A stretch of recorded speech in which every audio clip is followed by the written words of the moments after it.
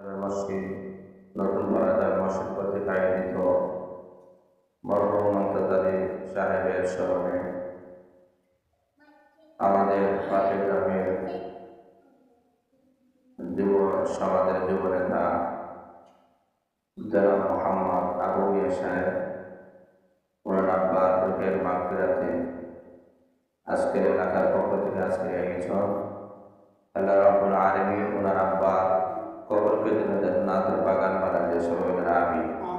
এবং অত্র এলাকার দুজন মধ্যে গান আছে সবার জন্য দোয়া করি এবং আবু ভাইয়ের নেক হায়াত যেন আল্লাহ বাড়ায় দেয়, সবাই বলেন আমিন। আজকের আশা বসা এই জন্যটাকে আল্লাহ যেন কিয়ামতের দিন আমরা তো উসিলা বাড়ায়, সবাই বলেন আমিন। লক্ষ্য করে দেখেন, আমরা এমন একটি সময় এই জায়গায় আমরা সমবেত হয়েছি যখন সব জায়গায় বন্যার পানি প্রবলিত, মানুষেরা বন্যার পানির মধ্যে অনেক মানুষ ভাসমান, বাড়িঘর, মানুষের রাস্তাঘাট আছে ভাসমান। ঠিক সেই মুহূর্তে আজকের ইসলামী এই বিশাল দোয়া মাহফিলে আমরা যে আসতে পেরেছি, বসতে পেরেছি, এই জন্য আমরা লক্ষ্য করি, শুকরিয়া করি, সবাই বলে আলহামদুলিল্লাহ। আলহামদুলিল্লাহ। ইতিপূর্বে আপনাদের সামনে অত্যন্ত গুরুত্বপূর্ণ তাফসীর তুলে ধরেছেন, নামাজের গুরুত্ব তাৎপর্যপূর্ণ আলোচনা করেছেন। বর্তমান সময়ে আলোচক যুব সমাজের বরিষ্ঠ কণ্ঠস্বর, যিনি ইতিমধ্যে সারা বাংলাদেশে ভাইরাল হয়ে গেছেন, নেট দুনিয়ার কাঁপানো বক্তা, নন্দর মুফাসসির কোরআন হযরতুল আল্লামা হযরত মাওলানা মুফতি ইউসুফ আহমদ সিদ্দিকী সাহেব দামাত বারাকাতুহুল আলিয়া। আলহামদুলিল্লাহ, অত্যন্ত গুরুত্বপূর্ণ সাবলীল ভাষা, প্রাঞ্জল ভাষা, যে সঙ্গে গুরুত্বপূর্ণ আলোচনা পেশ করেছে। আমি আপনাদের সামনে অতি সংক্ষিপ্ত আকারে কিছু আলোচনা করব।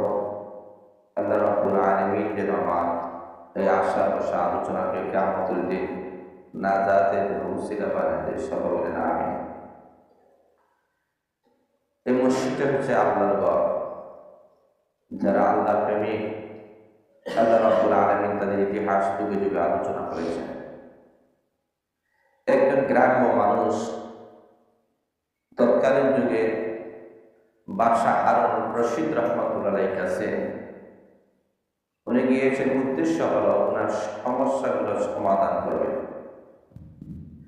বাদশার কাছে যখন উনি গিয়েছেন, গিয়ে দেখেন বাদশার সেই মহল রাজদরবার, কোনো কিছুর অভাব নেই। উনি ক্লান্ত অবস্থায় যখন গিয়েছেন, তখন বাদশাহ বলেন, কাজ হয়েছে, আজকে রাতে তুমি রাত্রি যাপন করো, একটু আরাম রেস্ট নাও, আগামীকাল ইনশাআল্লাহ তোমার যে সমস্যার জন্য সেটা ইনশাআল্লাহ সমাধান হবে। তো ওনাকে আলিশান একটা বাড়ি দেওয়া হয়েছে, এই আলিশান একটা বিছানা দেওয়া হয়েছে, ওই জায়গায় আপনি ঘুমাইতেছেন, আরাম করতেছেন।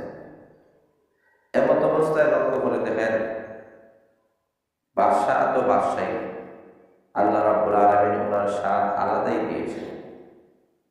এখন গ্রাম্য লোকটা ঘুমাই আছে রাত্রিবেলা, কিন্তু সারা রাত চলে যায়, তার ঘুম চলে আসে না। কেন চলে আসে না? কারণ এত আরামের বিছানা, শান শৌকতের বিছানা, এটা তো সে এর পূর্বে কখনো গ্রহণ করে নাই। এমত অবস্থায় লোকটা চোখের পানি পালাইয়া কান্দে আর বলে, বাদশাহ জাহাপনা, ও বাদশাহ জাহাপনা, এত আলিশান বিছানা তো আমার ছিল না, এত সুন্দর ঘর ছিল না, এত মনোরম বিছানা ছিল না, আমি কোনদিন এইগুলা কখনো অনুভব করিনি। আমি খুশি হয়ে গেলাম, রাত্রিবেলায় ঘুম আসে না, কারণ আরামের মধ্যে অনেক সময় বেআরাম হয়। লোকটা তাকাইয়া দেখে সেই মহলের দরজা খুলে গেছে, কে যেন দরজার ভিতর থেকে বাইর হয়ে গেল। উনি লক্ষ্য করতেছেন কে ঘরের ভিতর থেকে বাইর হয়ে গেল। পিছনে পিছনে যাচ্ছেন। তাকায়া দেখেন এই শাহী মহলের বাদশাহ উনি ঘর থেকে বাইর হয়ে ওযু করে যায় নামাজ বিছায়া নামাজ পড়া শুরু করে দিয়েছে। নামাজ পড়ে পড়ে নামাজ শেষ হওয়ার পরে চোখ থেকে জড়জড়াইয়া পানি পড়তেছে আর বলতেছে আহকামুল হাকিমিন, তুমি আমাকে বাদশাহ বানাইয়াছ রব্বুল আলামিন, তুমি আমাকে ইজ্জত দিয়েছ, আমাকে সম্মান দিয়েছ। কেউ এত ইজ্জত দেয় নাই, কেউ এত সম্মান দেয় নাই, কেউ এত মর্যাদা দেয় নাই। তুমি ইচ্ছা করলে এই মুহূর্তে আমার ক্ষমতা ছিনাইয়া দিতে পারো, কিন্তু মানুষের কাছে আমাকে দামি বানাইছ, মানুষের কাছে আমাকে সম্মানী বানাইছ, মানুষের কাছে আমাকে ইজ্জতওয়ালা বানাইছ। আল্লাহ তোমার কাছে আমার দরখাস্ত, আমার এই সম্মান মর্যাদা আল্লাহ তুমি অটুট রেখে দিও। আমাকে যা দিয়েছ তার প্রতি আমি তোমার দরবারে শুকরিয়া। এমন কথাগুলা যখন বলতেছে ওই গ্রাম্য মানুষ বাদশার কথাটা শুনতেছে, গ্রাম্য মানুষ মনে মনে ভাবতেছে আমি আসলাম বাদশার দরবারে, বাদশার কাছ থেকে কিছু নিব, এখন স্বয়ং বাদশাহ দিকে আর কার কাছে চাই ব্যাপারটা বুঝলাম না। তো বুঝে গেল যার কাছে এসেছি উনি সকল সমস্যা সমাধান করার মালিক নয়, সকল সমস্যার সমাধান করার মালিক হয়েছেন আল্লাহ। বলেন সুবহানাল্লাহ। উনি বলেন না আমার সমস্যাগুলো বাদশার সামনে তুলে ধরবো না, আমার সমস্যাগুলো আহকামুল হাকিমের কাছে তুলে ধরবো। পরের দিন লোকটা বলে বাদশা জাহাপনা আমাকে বিদায় দিয়ে দেন। কেন বিদায় দিব? তুমি না আমার কাছে কোনো সমস্যা নিয়ে এসেছিলে, বলো তোমার কি সমস্যা হবে সমাধান করবো।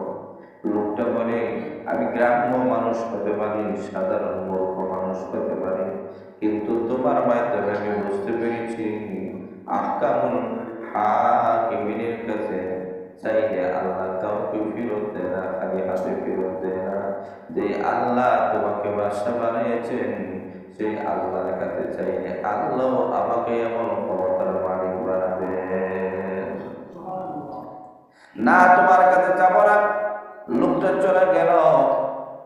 মধ্যখানে একটা নদী ছিল, নদীর কাছে গিয়ে লোকটা বলেন আমি একটু পরীক্ষা করে নিই আমার অবস্থা।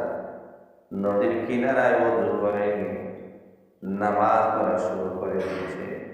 নামাজ পড়ে হাত ধরে আহকামুল হাকিমের কাছে দরখাস্ত করে রব্বুল আলামিন, ও আল্লাহ তুমি মানুষের অন্তর জানো আল্লাহ, ইন্নাহু আলিমুম বিযাতিস সুদূর, মানুষের অন্তরের খবর আল্লাহ তুমি জানো, তুমি ছাড়া কেউ জানে না। আয় আহকামুল হাকিমিন, তুমি আমার সমস্যাগুলো সমাধান করে দাও, আমার অভাব দূর করে দাও, আমার পেরেশানি তুমি দূর করে দাও। এমন ভাবে লোকটা বলা শুরু করেছে, বলতে হাত নামাতে দেরি হয়েছে। নদীর কিনারা থেকে স্বর্ণ ভর্তি চিন্তা দেয় আল্লাহর ওলির কাছে আসতে একটা সেকেন্ডও দেরি হয় না।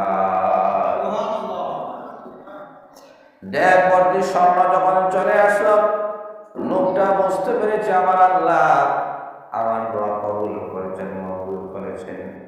লোকটা এবার মনে মনে ভাবতেছে যে আল্লাহ এখানে দোয়া কবুল করতে পারে, এই আল্লাহ রাব্বুল আলামিন তো বাড়িতে গেলেও দোয়া কবুল করতে পারে, এমন ক্ষমতা তো আমার আল্লাহ আছে। আমি এখন স্বর্ণবর্তী ডেক বহন করে আমি বাড়িতে কিভাবে নিয়ে যাব? না না, এই ডেকগুলা এখান থেকে আমি বহন করে কষ্ট করে কেন নিব? কারণ যে আল্লাহ নদীর কিনারায় দিতে পারে ওই আল্লাহ আমাকে বাড়িতে গেলেও দিতে পারবে। বাড়ির মধ্যে যখন গিয়েছে, স্ত্রী অপেক্ষা করে আমার স্বামী তো বাদশাহ দরবার থেকে আসবে, না জানি কি বহর নিয়ে কি মাল সামানা নিয়ে বা সাদর বার থেকে আমার স্বামীটা আসতেছে। দরজার সামনে আসিয়া দেখে স্বামী খালি হাত, স্বামীর হাতে কিছুই নাই। স্ত্রী আশ্চর্যজনক হয়ে গেল। স্বামী গো, তুমি কি বাদশার কাছে যাবো নাই? বাদশার কাছে কি বলো নাই সমস্যা বলা? বাদশা কি তোমাকে কিছুই দেয় নেই? এমনি স্বামী ডাক দিয়ে বলে, আমি নকল বাদশার মাধ্যমে আসল বাদশাকে আমি পরিচয় পেয়েছি, চিনতে পেরেছি।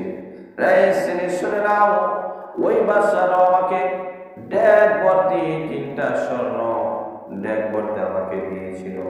আমি আনি নাই, কারণ আমার বিশ্বাস আমি নামাজ পড়ে আল্লাহ দরবারে হাত মোনাজাত করি, এই ঘরের ভিতরে ড্যাগ ভর্তি স্বর্ণ দেওয়ার ক্ষমতা আমার আল্লাহ আছে।